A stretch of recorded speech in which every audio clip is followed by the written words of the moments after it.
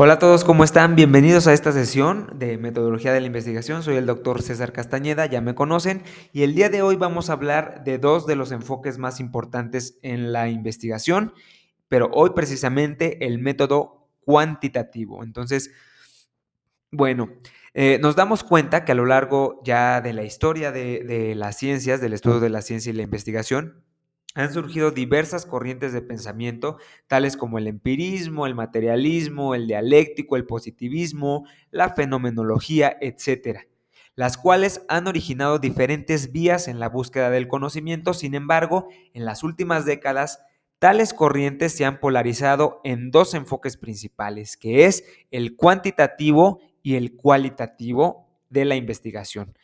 Aragón, uno de los investigadores más recientes, pues refiere que estas disputas entre las ciencias sociales están íntimamente asociadas con las dicotomías de la explicación y la comprensión, cualitativo, cuantitativo, objetivo, subjetivo, ciencia pura, ciencia blanda, es decir, la búsqueda de leyes y la descripción que conduce a la interpretación de acciones sociales, así como también con el método de análisis más adecuado y con el concepto de objetividad. Entonces, estas no son las únicas diferencias, pero sí son las que ocupan en este momento un lugar preponderante en las investigaciones científicas.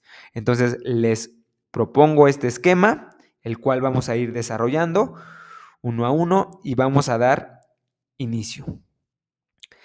Bien, ¿cuáles son estos alcances de la investigación cuantitativa? ¿Cuáles son estos avances en la investigación cuantitativa?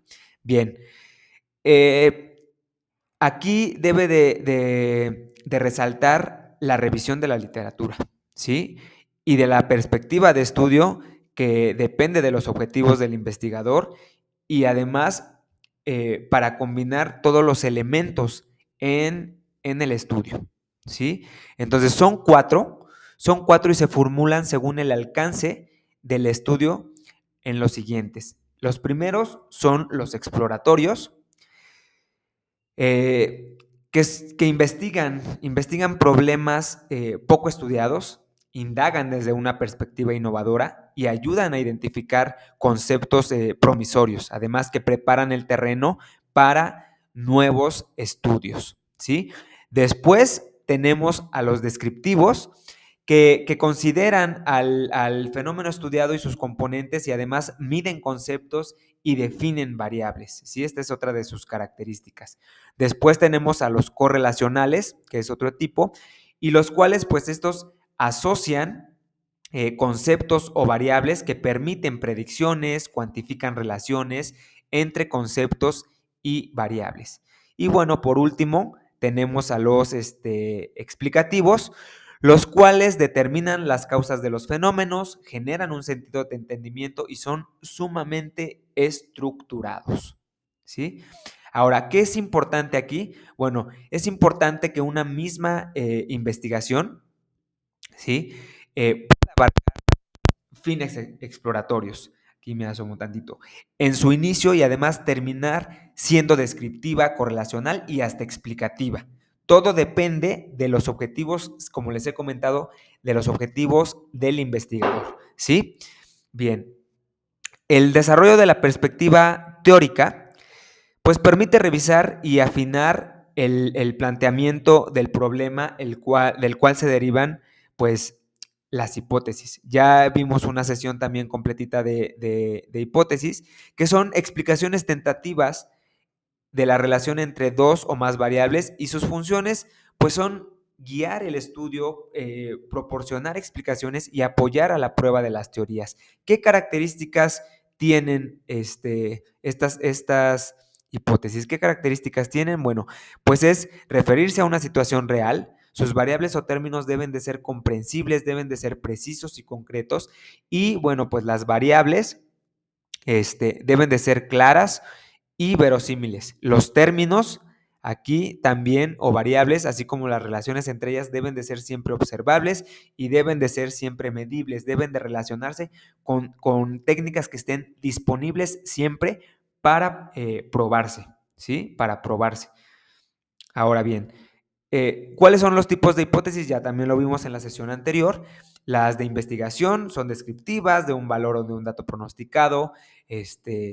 Las nulas, las cuales tienen mismas opciones que las de investigación. Las alternativas, que son las terceras, que tienen también las mismas opciones que las de investigación.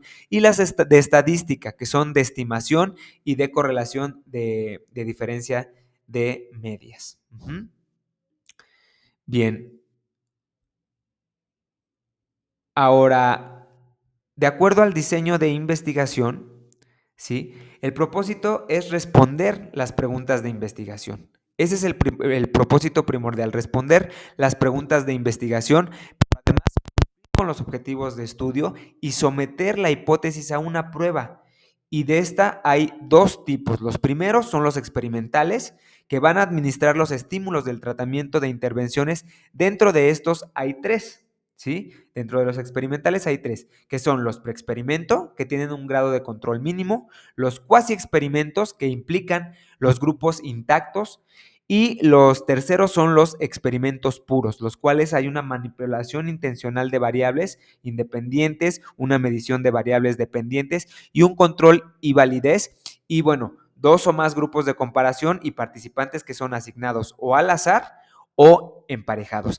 Aquí igual, cuando les di la sesión de análisis de datos cuantitativos, les expliqué a través del método que yo utilicé en la última investigación que hice, que yo hice dos grupos de control, y que fue obviamente cuasi experimental, porque en uno apliqué obviamente la teoría o la prueba, en uno la iba aplicando, y en el otro grupo no apliqué esas teorías. Entonces, lo que hice es estar revisando si cumplían con los aprendizajes o no cumplían, y todo esto pues me iba permitiendo hacer la comparación. Muy bien. Ahora bien, en cuanto a los segundos, ¿sí? Creo que ya me adelanté una.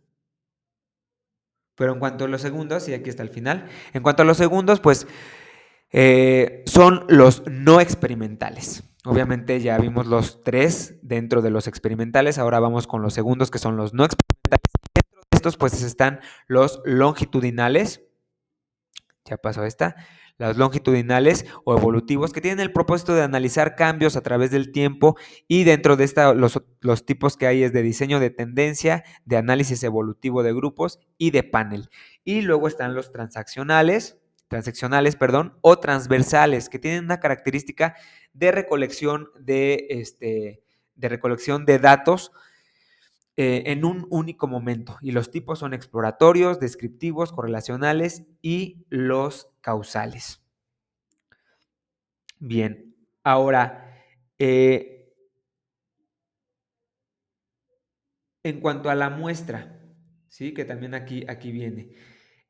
La muestra es un subgrupo de la población de un universo, del universo que escogimos. Entonces se utiliza por pues, economía de tiempo y de recursos, y además implica definir la unidad de muestreo y de análisis, y requiere de delimitar la población para poder generar resultados y establecer parámetros claros. Entonces hay dos clases de estos muestras, que son la probabilística, que requiere precisar el tamaño de la muestra, seleccionar unidades o elementos neutrales por medio de un listado, de un marco muestral, y procedimientos, tómbolas, tablas de números, selección sistemática, y sus tipos son de muestra aleatoria, simple, muestra estratificada, muestra por racimos. Y bueno, la clase 2 es la no probabilística o dirigida, y esta pues selecciona casos o unidades uno o varios propósitos, y no pretende que los casos sean estadísticamente representativos de la población. Entonces, esa es la característica de estos. Ahora, en cuanto a la recolección de estos datos cuantitativos, se debe de analizar mediante instrumentos, aquí sí me veo, de medición, los cuales deben de representar verdaderamente las variables de la investigación, deben de presentar verdaderamente las variables de la investigación. Y las fases de construcción de un instrumento, uno, es la redefinición fundamental, dos, la revisión enfocada, tres, la identificación del dominio de las variables, medir y sus indicadores. 4, la toma de decisiones clave. 5, la construcción de nuestro instrumento. 6, una prueba piloto que debe de aplicarse. 7, la elaboración de la versión final de nuestro instrumento y su procedimiento de aplicación. Y la 8, el entrenamiento del personal que va a administrar el instrumento y codificará las respuestas e interpretará los resultados. Y la 9, pues obtener las autorizaciones para su aplicación. Ahora, ¿cuáles son sus requisitos? ¿Cuáles son sus requisitos? Sus requisitos son, aquí no los menciona, aquí están, son, este, la confiabilidad, que es la medida de estabilidad, método, formas alternativas o paralelas, ajá, paralelas, métodos de mitades partidas, métodos de consistencia interna y la validez de contenido, de criterio, de constructo, perdón, y la objetividad que debe de estar, de ser permeable a sesgos. Entonces, estas características, el programa SPSS te da cada una de estas y tú ya nada más debes de adecuar los parámetros. Ahora, ¿cuáles son sus tipos? Sus tipos son los cuestionarios, bueno, esta parte ya la vimos, sus tipos son los cuestionarios que se basan en preguntas que pueden ser cerradas, pueden ser abiertas, pueden, sus contextos pueden ser autoadministrados, de una entrevista personal, telefónica, vía internet, escalas de medición de actitudes que pueden ser de escalamiento tipo Likert, diferencial semántico, escalograma, de Goodman y otros más. Entonces, ¿qué otros tipos? Bueno, van a encontrar muchísimos recursos en línea y dentro de los análisis de contenido cuantitativo pues está la observación, pruebas estandarizadas, inventarios, datos secundarios, es decir, recolección por otros investigadores y aparatos y equipos y los indicadores, ¿sí? Ahora bien, en cuanto a este análisis de datos cuantitativos, en cuanto a este análisis de datos cuantitativos, ay, ya me perdí, aquí está. Ajá. Se realiza mediante diferentes programas. Ya les mencioné, yo utilizo el SPSS porque a mí se me hace muy, muy práctico y fácil de utilizar. El Minitab también está, el SAS, el STATS. El análisis pues se realiza tomando en cuenta los niveles de medición de las variables y mediante estadística. Estas pueden ser descriptiva, las cuales abarcan la distribución de frecuencias, medidas de tendencia central, medidas de variabilidad y las gráficas de puntuaciones. Las segundas son las de inferencia, que sirven para estimar parámetros o probar algunas hipótesis y se basan en la distribución muestral, ¿sí? Ahora, ¿cómo vamos a realizar el reporte? El reporte de resultados del proceso cuantitativo. Bueno, para generar este reporte, pues primero se debe de definir el tipo de reporte a elaborar a los usuarios o receptores que tomarán las decisiones con base a los resultados y el contexto en el cual se va a presentar. Si es académico o si no es académico, generalmente para nosotros los que hacemos tesis o trabajos de investigación, pues es académico y su elaboración pues se debe basar en las posibilidades creativas, elementos gráficos, manuales de estilo de publicación y recuerden siempre bajo la perspectiva APA, ajá, que es la más, la que más se utiliza, ¿sí? Bueno, pues así es como llegamos al final. Ahora, en cuanto a conclusiones, bueno, pues es importante aquí decirles que ningún enfoque es intrínsecamente mejor que otro y solo constituye diferentes aproximaciones al estudio de un fenómeno. La controversia entre dos visiones pues es innecesaria y no está exento de algunos pues dogmas, ¿sí? Otra cosa pues importante siempre es debemos de conocer los diferentes aspectos de un fenómeno. Como investigadores, siempre debemos de ser metodológicamente plurales y tener una postura, pues, pragmática.